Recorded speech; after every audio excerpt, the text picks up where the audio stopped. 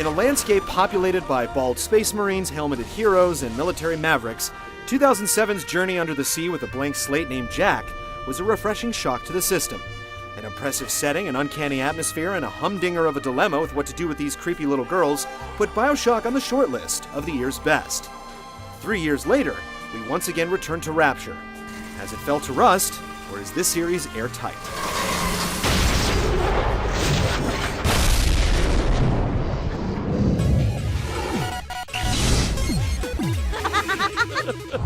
The paradise of Andrew Ryan was most unkind. For the uninitiated, Rapture is a corrupt dystopia founded in the 40s below sea level that turned fully psychotic with civil war and mass hysteria, mostly thanks to its citizens splicing their genes to gain unique powers called plasmids. 10 years after the first game, Rapture is still slinking towards Bedlam under the watchful eye of Dr. Lamb, whose madcap ideals consist of patchwork communism with a messiah complex.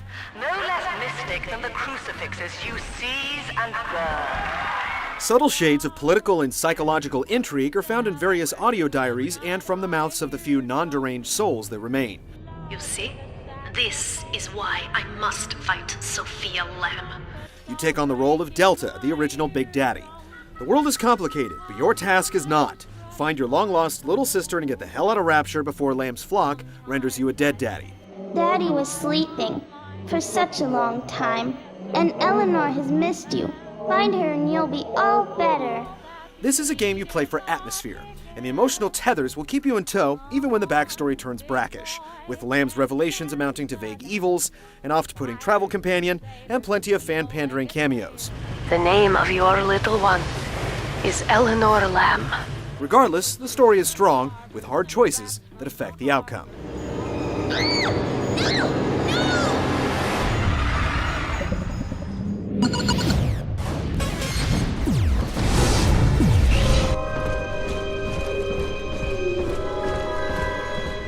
"10 years of wear and tear have marred Rapture's opulent avenues, creating a perfect breeding ground for slums and scumbag splicers. Bioshock 2 successfully lifts and streamlines the crown of its predecessor, its location, but insets some cubic zirconia as well. You explore and scavenge derelict environments, rescue little sisters, hack vending machines, and put the drill to anyone who stands in your way while completing the main objectives that unlock the next area. What's different this time around is that you're on a forward linear path, which kills the illusion of a cohesive city. Don't miss a little sis or a weapons upgrade booth, or it's gone for good. Since you control a death-dealing drill dozer, combat has been elevated, with cerebral activities playing second fiddle. Though a mystery room or two will have you scratching your head. Gather the family!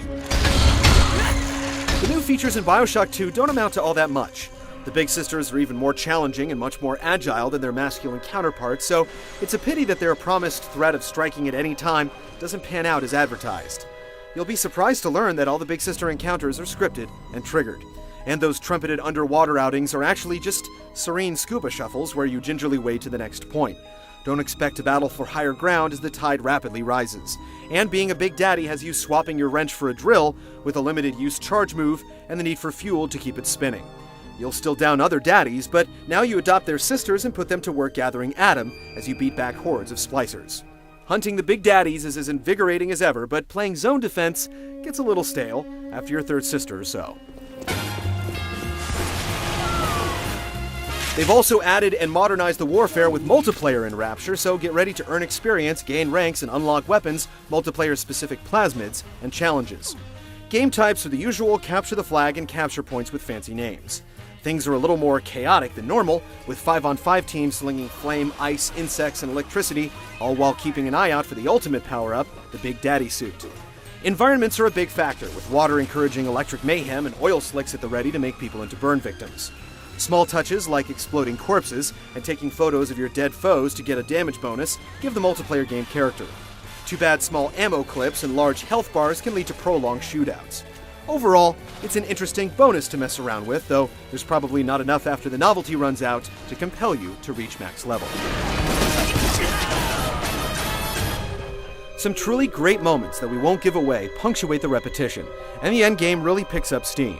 Too bad it hits its stride when it's crossing the finish line, though multiple endings may encourage you to kickstart your underwater adventures anew.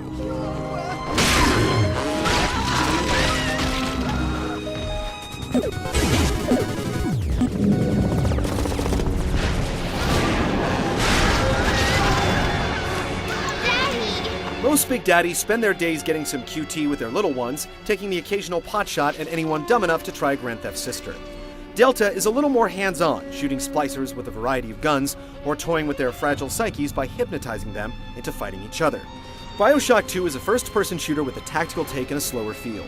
Reflexes and accuracy will serve you to a point, but managing your weapon and its various munitions is what will keep you alive.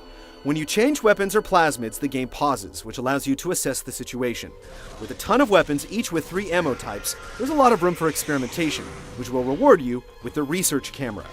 It allows you to film enemies as you battle them to discover clues to their weaknesses, as well as other bonuses, and the process is expedited by switching up your approach.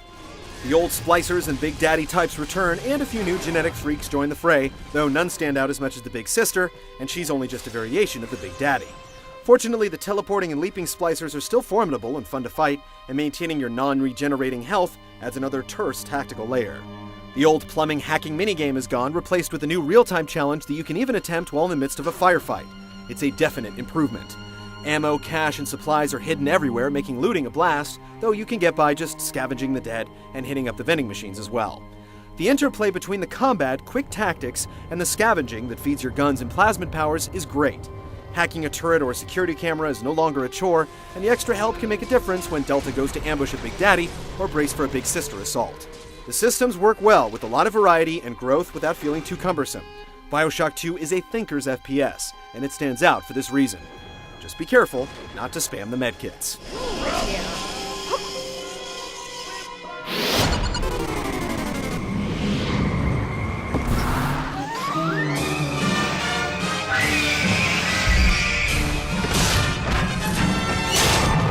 Even if the setting variations are stolid, the atmosphere remains as affecting as ever. Rapture is the dystopia of the deep. Art direction and voice acting meet the high bar of the first game, making this a place you can't help but inhabit, even as you try to escape. As far as characters go, the Splicers look perfectly deranged. It's the few quote-unquote normal people you run into that seem to have taken up permanent residence in the uncanny valley. I like to look a man in the eye when I give him my word. You and me, kid, we're going places. The hidden rooms show off great architecture, though there's a lot less variety in each section. The slums look similar to the red light district, and even the amusement park blends into the rest of the urban decay, very much unlike the first game with its freaky Fort Frolic and the very green Arcadia. Who, I wonder, would be so cruel to force a mirror on a man with no face?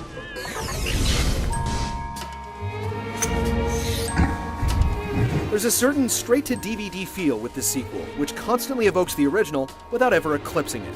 But perhaps it's callous to stack it up too harshly against its brilliant predecessor. Bioshock 2 houses great combat, an entertaining multiplayer game, some truly standout set pieces, and a story you'll want to see through to the end. Yes, it's certainly overshadowed by the one that came before it, but it's worth experiencing on its own merits.